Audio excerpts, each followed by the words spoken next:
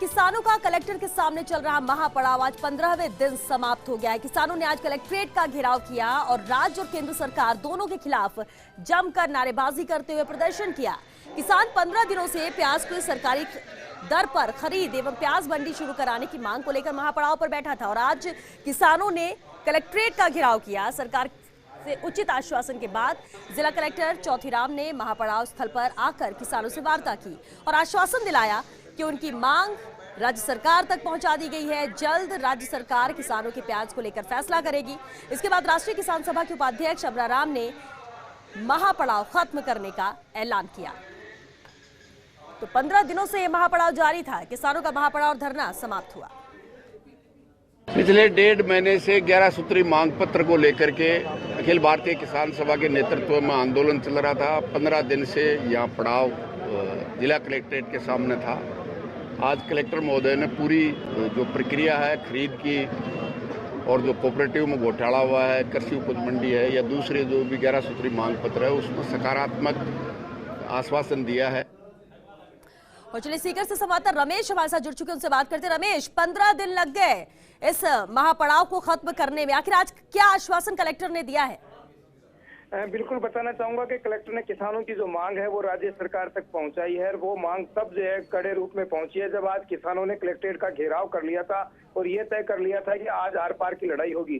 उसी को लेकर के कलेक्टर ने राज्य सरकार तक बात पहुंचाई। इसके बाद राज्य सरकार ने एक आश्वासन दिया है कि किसानों की जो मांग है कहीं न कहीं जायज है, जल्द ही सरकार इस पर निर्णय लेगी। हाँ बिल्कुल रमेश, हालांकि आश्वासन ही दिया गया है, क्या कहा कलेक्टर साहब ने, किस तरह से बात पहुंचाई जाएगी और आखिर इतना वक्त क्यों लग गया? बिल्कुल, जिला कलेक्टर ने कहा है कि उनकी मांगे राज्य सरकार तक पहुंचाई है। जल्द से जल्द किसान जो है वास्तव में कहीं न कहीं प्याज को लेकर के परेशान है और उसी को लेकर के कलेक्टर ने पूरी जनता को आश्वासन दिया। सबसे बड़ी बात ये रही कि महापड़ाव स्थल पर आकर के कलेक्टर ने सारे किसानों को आश्वासन दिया है कि वो उनकी मांग सरकार तक पहुंचा दी गई है और जल्द ही समाधान निकलेगा। चलिए, लेकिन रमेश एक अहम बात है, अगर 15 दिन सिर्फ आश्वासन ही अभी फिलहाल देना था तो ये तो पहले भी दिया जा सकता था, सरकार तक बात पहुंचाई जा सकती थी। और एक हफ्ते तो कलेक्टर साहब को खुद लग गए इनसे बातचीत करने में, इस वार्ता करने में और बात सहमति बनाने में। अब जाकर आश्वासन ही मिला है, लेकिन कितना भरोसा किसान इस आश्वासन पर कर रहे हैं? उनसे बातचीत हुई होगी आपकी? बिल्कुल बात हुई है। ये भी कहना सही है कि कहीं न कहीं यही आश्वासन देना था। ये आश्वासन तो बहुत पहले भी दिया जा चुका था और इसके बावजूद भी आज तक किसानों को इस महापड़ाव के बाद मिला कुछ नहीं है। मांगे वैसे की वैसी है। लेकिन सबसे बड़ी बात यह है कि राज्य सरकार अभी कोई बड़ी घोषणा भी नहीं कर सकती क्योंकि आचार संहिता की इनको पालना करनी है। लेकिन कहीं न कहीं किसान आज खाली हाथ ही अपने घरों को लौटा है। अमराराम ने यह जरूर कहा है कि हमारा जो निर्णय है वो आगे रहेगा। प्रत्येक चलिए रमेश, आपको यहाँ पर रोकना चाहेंगे। रमेश, कलेक्टर सीकर कलेक्टर चौथीराम मीणा जी हमारे साथ जुड़े, उनसे बात करते हैं। चौथीराम जी, क्या आश्वासन आपने किसानों को दिया है और आखिर इतना वक्त क्यों लग गया? सर, एक हफ्ते तो आपको भी लग गए बातचीत करने में, सहमति बनने में, किसानों को मनाने में। राज्य सरकार को बाजार हस्तक्षेप योजना के तहत ये मामला प्रेषित किया हुआ है। राज्य सरकार में कृषि विभाग से फिर वित्त विभाग में गया और वित्त विभाग से अभी मुख्यमंत्री कार्यालय में है। माननीय मुख्यमंत्री जी अभी कुछ दिनों से बाहर है जयपुर से, इसलिए उस पर निर्णय नहीं हो चुका। तो अभी उनको कहा कि भाई शीघ्र आपका निर्णय हो जाएगा।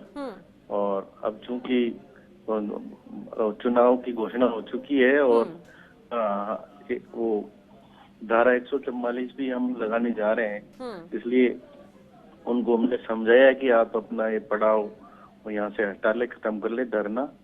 और राज्य सरकार है जो किसानों के हित में ही फैसले करती है हमेशा और आगे भी करेगी। इस आश्वासन के साथ में वो खत्म करके चले गए। लेकिन 15 दिन क्यों लग गए सर? आपने कहा आचार संहिता लगी, शायद ये मजबूरी क्यों भी होगी किसानों की कि अब इस महापड़ाव को खत्म करना पड़े, क्योंकि अब 2-3 महीने तो कुछ हो नहीं सकता। जब तक आचार संहिता लगी तब तक कोई घोषणा सरकार भी नहीं कर सकती। पहले भी तो किया जा सकता था। नहीं, हम तो उनसे लगातार बातचीत कर रहे थे। बातचीत कर रहे थे और उनसे लगातार संपर्क में ही थे। तो अभी तक उनका जारी था। आगे आज वो समझ गए बात को, हमारी को मान गए। सर, कौन सी वो अहम मांग थी जिस पर सहमति बनने में इतना वक्त लगा और अभी भी आश्वासन ही मिला है किसानों को? क्योंकि आचार संहिता खत्म होने के बाद उस पर कब तक उसे ग्राउंड में लाया जाएगा, उनकी चीजों को माना जाएगा, मांगों को, उसके लिए भी तो अब इंतजार ही करना होगा। फसल को लेकर, प्याज की फसल को लेकर मामला था कि वो समर्थन मूल्य पर उसको क्रय किया जाए। बिल्कुल। तो सरकार की बाजार हस्तक्षेप की योजना है जिसमें 50% शेयर स्टेट बियर करती है, 50% केंद्र करता है। तो वो मामला भी केंद्र सरकार को जाएगा। केंद्र सरकार की सहमति होने पर फिर यहाँ पर उस समर्थन मूल्य पर खरीद होगी। दूसरा मुद्दा था यहाँ पर रसीदपुरा है, उसमें प्याज मंडी शुरू करने का। तो उसमें जो उनकी एक समिति है जिसमें रसीदपुरा के जो लोग हैं जिनको प्लॉट्स का आवंटन होना है व्यापारियों को जी, तो उसकी मीटिंग 22 तारीख को रखी है। उसमें वो आवंटन होने के पश्चात उसको शुरू करने की कार्रवाई की जाएगी।